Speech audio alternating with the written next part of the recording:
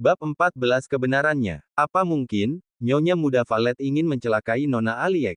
Gumam Leon dalam hatinya. Sepertinya dia tidak percaya, dan kalaupun benar, pasti ada penyebabnya.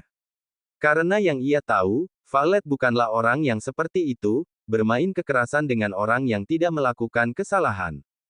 Begitu juga Kif, rasanya ia tidak percaya. Tapi, memang mereka sama-sama dari toilet, dan tidak ada yang keluar lagi selain mereka. Apalagi saat keluar, Valet juga seperti aneh dan menahan sakit. Valet, apa kamu mendorong Aliek? Kif bertanya. Dia ingin Valet menyangkalnya. Ya, aku yang mendorongnya sampai membentur dinding. Jawab Valet dengan santai. Rahel, Felix, dan Leon tentu saja kaget dan tidak percaya. Tuh kan, aku nggak berbohong. Kif, aku mau dia dituntut karena mau mencelakaiku. Sahut Aliek. Kif tentu tidak akan melakukannya. Rahel tidak akan terima kalau Valet dituntut. Hei, jaga bicaramu. Valet nggak akan mengotori tangannya untuk orang yang tidak bersalah. Seperti garda terdepan, Rahel akan selalu melindungi Valet. Jadi maksudnya, aku yang memancing Valet. Apa kalian nggak melihat? Dia baik-baik saja, sedangkan punggungku sakit. Aliek masih terus menyalahkan Valet, ia ingin Kif menyalahkan Valet dan membelanya. Valet yang sedari tadi diam dengan santai menyahut, Nona Aliek, apa kamu nggak pernah mendengar kalimat ini? Tidak ada api kalau tidak ada asap. Aliek terdiam. Valet memang bisa membuat lawannya bungkam. Dan saat itu, Kif mengernyitkan keningnya melihat sebuah kalung yang Aliek kenakan di lehernya. Kif menatap Valet dan memperhatikan lehernya yang kosong. Bagaimana kalung ini bisa ada pada lehermu? Kif bertanya dengan sentakan kecil. Aliek kaget. Dia nampak ketakutan melihat Kif yang menatapnya tajam. Jawab Aliek. Kif kembali mendesaknya. Bagaimana kalung itu bisa ada padamu? Kif menahan emosinya meskipun rasanya dia ingin marah terhadap Aliek. Aku menemukan kalung ini jatuh di toilet. Aliek menjawab dengan terbata, dia sudah membohongi Kif. Jatuh. Bagaimana kalung itu bisa jatuh sendiri? Kif tidak percaya ucapan Alika. Tidak mungkin kalung itu jatuh sendiri, kecuali sengaja dilepaskan. Mungkin saja, Valet sengaja membuangnya. Sahut Aliek lagi. Dia berharap Kif percaya dengan kata-katanya. Valet tersenyum sinis. Bagaimana kau bisa tahu, kalau itu kalung milikku? Kif saja tidak menyebutkan, siapa pemiliknya. Ucap Valet dengan santainya. Aliek tersentak kaget, dia baru menyadari kalau memang Kif tidak menuduhnya mencuri kalung milik Valet. Kif mengepalkan tangannya. Kif, aku bisa jelaskan. Aliek menatap Kif dengan memohon, ia juga meraih tangan Kif. Sekarang jelaskan dengan jujur. Bagaimana, kau bisa menemukan kalung itu? Apa yang kamu lakukan dan Valet di toilet? Kif menekan kata-katanya supaya Aliek mengerti, dia sedang marah. Dan jangan sampai Aliek semakin membakar bara di hatinya yang siap meledak karena kebohongan Aliek. Aliek menangis terseduh. Dia tidak pernah melihat Kif semarah itu, dan Kif tidak pernah membentaknya apalagi di hadapan orang lain. Aliek tidak kuasa untuk menjawab jujur. Seandainya ia berkata jujur, Kif pasti akan marah besar. Dan Aliek tidak bisa melihat kemarahan Kif. Kif membuang nafasnya kasar, ia merasa geram dengan sikap Aliek, sejak kapan gadis itu berani berbuat kotor. Yang ia kenal, Aliek adalah sosok gadis lemah lembut dan manis. Baiklah, karena kamu tidak mau menjawabnya, tidak masalah. Aliek mendongak. Dia merasa lega dengan kata-kata Kif. Sedangkan Valet memutar bola matanya malas, lagu lama. Gerutu Valet. Kif, Aliek ingin memeluk Kif, namun Kif menahan bahunya. Leon, bawa rekaman CCTV di dekat toilet wanita. Aku ingin melihat sendiri, bagaimana Valet membuang kalungnya. Kif melirik Valet. Aliek tercengang. Dia menggeleng keras. Tidak, bagaimana di toilet ada CCTV? Kif, bagaimana di toilet ada CCTV? Aliek bertanya gugup sambil sesenggukan. Di toilet memang tidak ada, tapi di luar yang mengarah ke kabinet ada CCTV. Felix yang menyahut, bukan Kif. Apa? Aliek kaget. Rahel tersenyum, Nona Aliek, kenapa kamu kaget? Kalau kamu nggak bersalah, jangan panik. Sahutnya dengan senang, puas melihat Aliek tersudutkan. Ayo, kuantar ke ruang CCTV. Felix menawarkan. Sejujurnya Kif enggan, tapi demi membuktikan siapa yang bersalah. Dan benarkan Valet membuang kalung hadiah darinya. Kiev. Aliek tidak mau berjalan dan menolak. Namun Kiev langsung menarik tangannya dan membawanya mengikuti Felix menuju ruang CCTV. Kalung ini harusnya milikku. Aliek meraih liontinnya, dan tiba-tiba saja dia menariknya kuat sampai membuat Valet kaget dan memekik. Aku membencimu, Valet. Ah, apa yang kau lakukan? Lepas. Valet mendorong tangan Aliek, namun gadis itu tidak berhenti. Seakan Aliek ingin melukai leher Valet menggunakan kalung itu sampai kalung itu putus. Kamu pikir aku orang miskin yang tidak mampu membeli sebuah kalung berlian? Bahkan aku membayar 15 triliun untuk sepetak tanah yang tidak berharga. Valet menyombongkan diri. Aku sama sekali nggak menyangka, gadis lugu dan manis yang selalu Kiev banggakan. Sekarang membuka topeng aslinya. Valet melempar kalung itu dan mengenai dada Aliek. Sampah memang harus dibuang ke tempatnya. Dan mereka juga menyaksikan saat Aliek memungut kalung itu lalu memakainya dan keluar dari toilet. Lalu menyalahkan Valet dan merasa dia adalah korban yang dianiaya. Kiev, maafkan aku, Aliek menangis sambil memohon. Dia mencoba menarik tangan Kiev, tapi dengan cepat Kiev menepisnya. Valet tidak peduli dan tidak merasa salah, dia lalu melenggang pergi lalu disusul Rahel dan tak lama Felix. Kau tahu apa kesalahanmu? Kiev menatap Aliek dengan tajam. Aliek menunduk dengan takut. Ya, dia menyadari kesalahannya karena bersalah pada Kiev, hanya pada Kiev saja. Kiev pergi dengan menahan kekesalannya, Leon pun ikut menyusul tuannya. Apa Kiev sungguh marah? Gumam Aliek. Acara pameran gaun telah dimulai. Di sana ada beberapa gaun yang nampak indah tengah dipajang di manekin.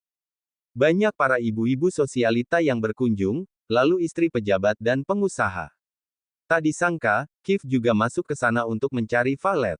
Dia melihat Valet dan Rahel sedang mengerumuni sebuah gaun terbaru rancangan dari Fiora Design. Dan yang membuat Kiev kembali kesal, Felix juga ada di antara mereka.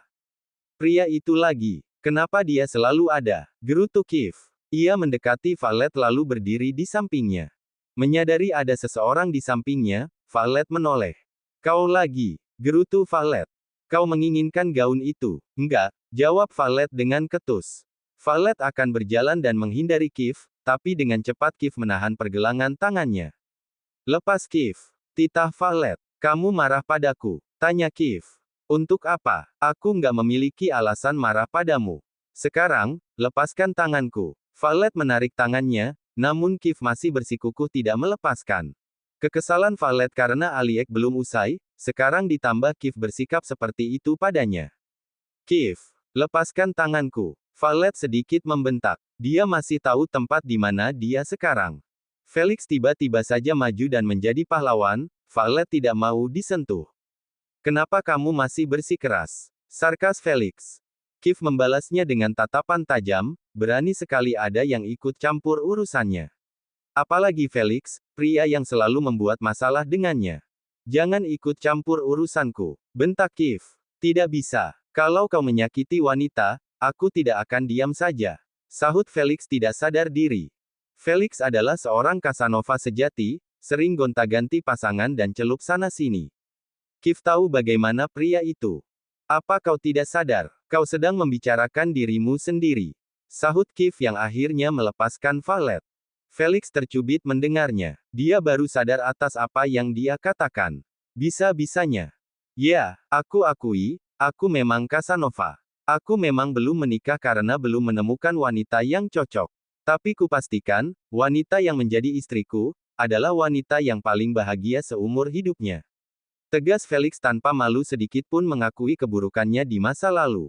Dia juga seolah menyindir Kiev, karena telah menyakiti istrinya sendiri. Sedikit insiden tadi, Felix sedikit paham bagaimana biduk rumah tangga mereka. Memang Felix adalah seorang Casanova, tapi setelah melihat Valet, sampai sekarang Felix belum pernah menyentuh wanita atau mengencani mereka.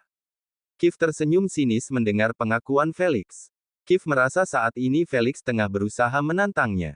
Tapi kali ini, Kiev malas untuk berdebat. Setelah acara selesai, Rahel mengantarkan Valet ke kediaman Aaron. Clara sedang di depan, dia menyambut Valet dan Rahel dengan baik. Selamat sore Bibi. Sapa Rahel dengan ramah. Selamat sore juga, nak. Terima kasih sudah mengantar Valet pulang.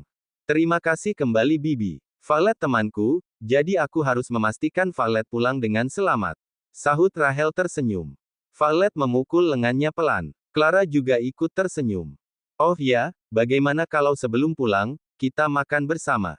Clara menawarkan. Tapi Rahel tidak bisa, karena dia telah ditelepon orang tuanya berulang kali. Rahel tiba-tiba meninggalkan pekerjaannya di luar negeri tanpa persetujuan mereka, yang membuat orang tuanya marah. Maaf Bibi, lain kali saja. Aku harus segera pulang, jawab Rahel merasa tidak enak. Clara mengangguk paham. Setelah Rahel pulang, Clara dan Valet masuk ke dalam rumah. Kif sampai di kediamannya tepat makan malam.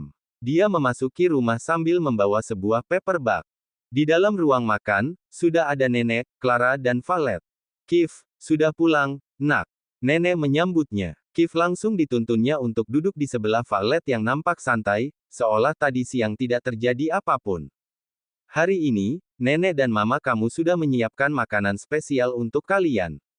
Karena hari ini, adalah hari pernikahan kalian yang ketiga tahun. Ucap Nenek tersenyum. Makanan yang disajikan adalah masakannya bersama Clara, spesial untuk merayakan ulang tahun pernikahan cucunya. Terima kasih Nek. Nenek harus menjaga kesehatan, jangan terlalu kelelahan. Ucap Kif dengan lembut. Dia sangat menyayangi dan menghormati wanita tua itu.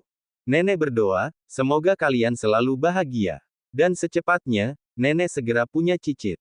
Clara juga ikut bahagia apabila memiliki cucu dari Valet dan Kif. Karena dia ingin hanya Violetlah yang menjadi menantunya selamanya. Sepertinya, kalian harus program. Kata Clara menyahut. Valet menelan salivanya. Dia merasa pembicaraan ini terlalu jauh, dia sudah tidak mengharapkan apapun dari pernikahannya dengan Kif yang sudah di ujung tanduk. Nona Valet, penjualan kemarin mencapai 1,5 triliun. Kata Farah dengan tersenyum bangga. 1,5 triliun. Valet berbinar mendengarnya. Dia baru saja mengeluarkan 15 triliun dan menguras tabungannya, sekarang tabungannya sedikit kembali terisi. Kerja kamu sangat bagus Farah, bulan ini bonus kamu dan semua karyawan bertambah. Kata Valet. Farah sangat senang mendengarnya, dia adalah tulang punggung keluarga, menghidupi dua adiknya yang masih SMA dan ibunya, karena ayahnya telah tiada saat dia remaja. Terima kasih banyak, Nona Valet. Semoga kamu selalu bahagia dan Mutiara Butik semakin maju dan terkenal di dunia. Ucap Farah. Valet tersenyum menanggapi, salah satu yang beberapa karyawan suka dengan Valet yang merupakan desain Fiora, Valet sangat ramah dan baik hati. Sehingga membuat boutique-nya terkenal dan penjualnya laris manis. Sekarang, lanjutkan pekerjaanmu. Titah Valet, Farah langsung mengangguk dan berpamitan pergi. Hari ini, Valet ingin meninjau tanah yang kemarin dia beli. Tanah yang katanya tidak berkualitas karena tempatnya yang jauh dari jalan raya dan pemukiman, letaknya juga tidak strategis. Valet tidak sendiri, dia pergi bersama Rahel ke sana. Rahel juga penasaran dengan tanah yang Valet beli di lelang kemarin. Kalau dilihat, memang kebersihannya sangat tercemar. Tapi saat musim dingin, kenapa terlihat udaranya lebih sejuk dan nyaman dari daerah yang lain ya? Ucap Rahel mengamati tumpukan salju yang menggunung. Valet juga merasakan hal yang sama, dia melihat sekitar jalanan yang sepi, entah mengapa dia merasa, suatu saat tempat itu akan menjadi letak yang strategis. Dan tanah itu akan sangat cocok dibangun hotel atau bahkan pusat perbelanjaan. Hati kecil Valet mengatakan seperti itu. Setelah salju berhenti, sepertinya aku akan suruh beberapa orang untuk membersihkan lahan itu. Kata Valet. Rahel juga setuju. Setelah meninjau lahan tanah yang Valet beli kemarin, mereka memutuskan untuk mencari sekedar kopi yang bisa membantu menghangatkan tubuh. Namun pada saat Valet baru beberapa melangkah, tiba-tiba perutnya terasa kram. Valet menghentikan langkahnya seraya meringis pelan memegangi perutnya. Kamu kenapa? Rahel khawatir dan menyentuh bahu Valet. Nggak apa-apa, perutku rasanya sedikit kram. Jawabnya yang merasakan rasa sakitnya berangsur menghilang.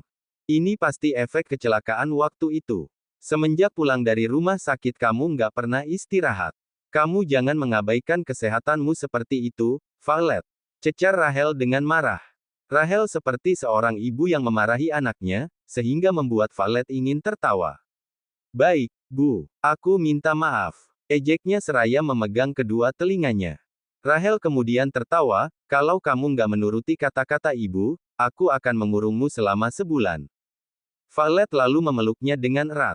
Rahel paling bisa menghiburnya, membantunya di saat susah maupun senang, bahkan selalu ada di saat kapanpun Valet membutuhkannya. Begitu juga Rahel, dia sangat peduli dengan Valet, karena mereka berteman sudah lama. Rahel yang dulunya seorang anak kutu buku dan tidak banyak bicara alias pendiam, memiliki keberanian setelah berteman dengan Valet. Valet mengajarinya untuk menjadi orang yang tidak mudah ditindas, lalu membalas teman-temannya yang selalu menghina dan membulinya. Di dalam perjalanan, sebenarnya Valet masih merasakan sedikit nyeri di bagian perut bawahnya. Valet meraba perutnya seraya mengingat kejadian 2 minggu yang lalu. Flashback on saat kecelakaan. Setelah kecelakaan itu, Valet tidak sadarkan diri dengan luka yang cukup serius di bagian kepala dan perutnya. Dia dibawa ke rumah sakit oleh beberapa orang menggunakan ambulans. Saat pertama kali membuka mata, yang Valet rasakan adalah rasa sakit yang luar biasa di perutnya dan kepalanya. Valet meringis seraya berusaha untuk duduk, tapi rasa sakit di perutnya tidak tertahankan. Untung saja ada perawat yang langsung menahannya, Nona, jangan banyak bergerak. Kondisi kamu belum stabil. Saya akan memanggil dokter sebentar, kata perawat. Apa yang terjadi denganku? Tanya Valet, dia merasakan perutnya lebih sakit dari kepalanya. Dokter akan menjelaskan nanti, Nona. Tunggu sebentar, sahut perawat. Bersambung.